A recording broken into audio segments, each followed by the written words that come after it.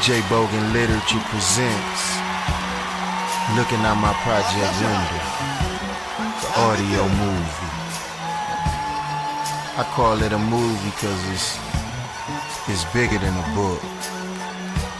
The book available right now, Amazon.com, $7.99, people. Well, I guess the question of the day is, what would you do if you was stuck in the hood with no way out? Would you focus on the negatives or set out on the journey for a better life? Well, as we all know, things don't always go as planned. Well, this my story, my gift back to the streets that made me. It is a way out, y'all. It's just so hard to find. The year 1981.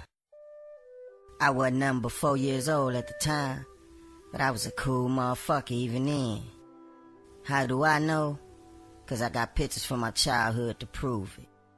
I was walking around diaper sagging, talking shit, you feel me?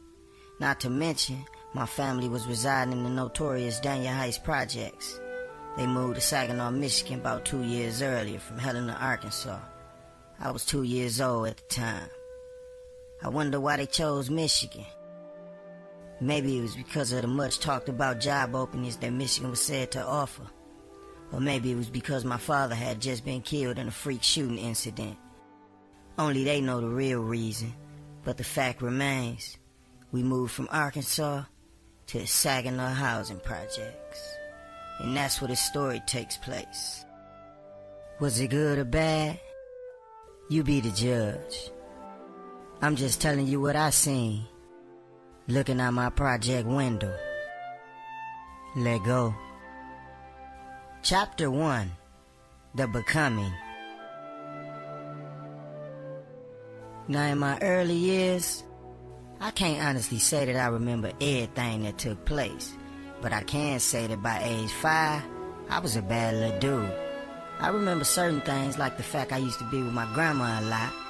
I remember her always kissing me, and although I was young at the time, I could still smell the alcohol on her breath. And sometimes she even tilted the glass and gave me a sip or two. Her drink, even back then, was Canadian Mist whiskey. She took me everywhere with her, and I was having a ball. We painted the town red.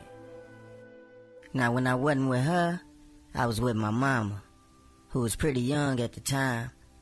I remember watching her clean up the house listening to music. For instance, I can still hear it now.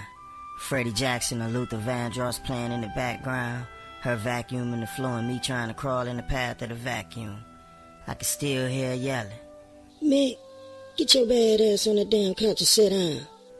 And I did, but within 10 seconds, I was on the move again, either playing in the trash or trying to put something off the floor in my mouth. I told you, I was a young-ass thug. By age 6, I can clearly remember bothering my mama on purpose, especially while she had company. "Mama, Ma. I vividly remember her famous card parties. It would be her and about 6 or 7 other women who also resided in the projects. They'd be sitting around the table doing something loud. And as always, me, being a young nosy thing, I had to investigate the situation, you feel me? I was walking around like George Jefferson even then, but I couldn't even see the top of the table. I think I thought they was arguing or fighting or something, and mind you, I was ready for war even then, so I wanted to help. I was standing by her, tapping her knee, Ma. I would keep saying it without a reply until I heard something that sounded like a gunshot or something. And I would feel a sting all of a sudden somewhere on my body. Needless to say, it was a smack, straight from Mom's, signed, sealed, and delivered. I would cry hysterically and go set my ass back down, but pretty soon, like clockwork, I'd be moving again. Oh yeah, let me not forget to mention that most of the women in those card parties turned out to be some of the mothers of some of my future friends, who you'll read about later on in this book. Everybody lived right by each other, too. either across the sidewalk or around the corner. A family was forming slowly. A crime family, that is.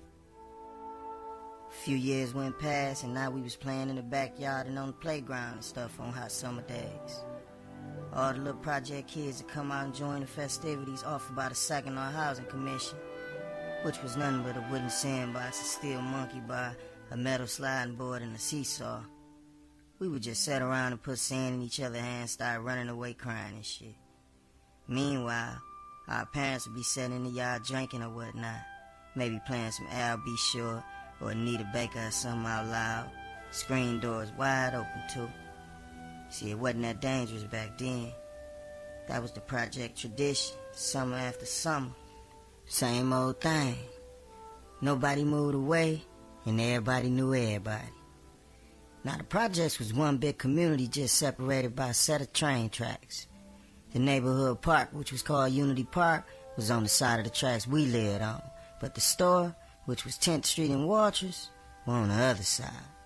So were the churches, which were Galilee Baptist Church and another church on Farwell Ave. The park was on Whittington Drive. That's where the older guys from the projects would play ball and etc. And also where I witnessed a lot, which I reveal as I go on. Pretty soon, the small backyard play area was formed into a gymnasium. By age 9, we all had acrobatic dreams being demonstrated daily. We was out cold with it too. We'd flip off sandboxes, sliding boards, anything. No hands, landing feet first. I was the ringleader, but I was far from the best. I remember whenever somebody would put up old mattresses out by the trash, we'd go pull them out in the backyard and do all type of somersaults on them.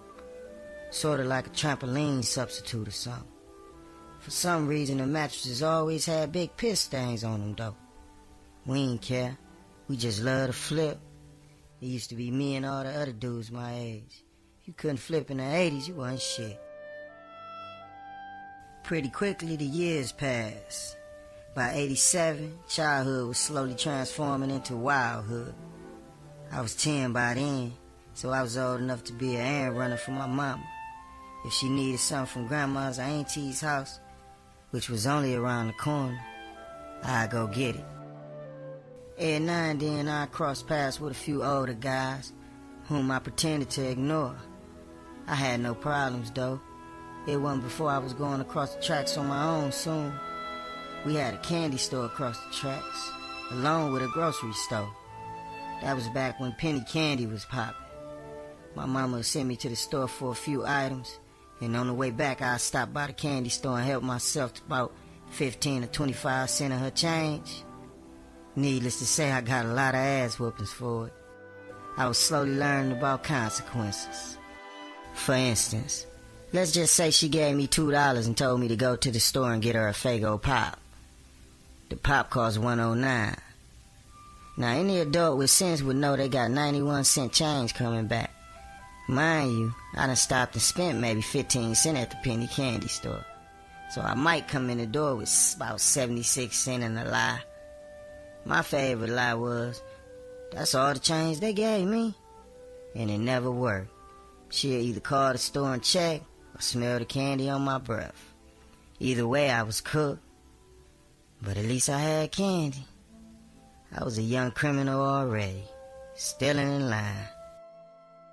To be honest, walking to the store had become a different journey each time. Mostly because that's where all the older niggas from the hood stood on corners doing their thing. They would sometimes try to scare me or chase me home. Sometimes they gave me a quarter or something. But I had no idea yet what a gang was. The first time I got curious about them was when I woke up one morning and looked out the window and saw the word 6'4" Posse written in spray paint on a brick wall outside my building. Now, me being me, always trying to analyze some shit and manage as hell, first thing came to my mind was some stupid motherfucker tried to write 64 pussies, but misspelled pussy.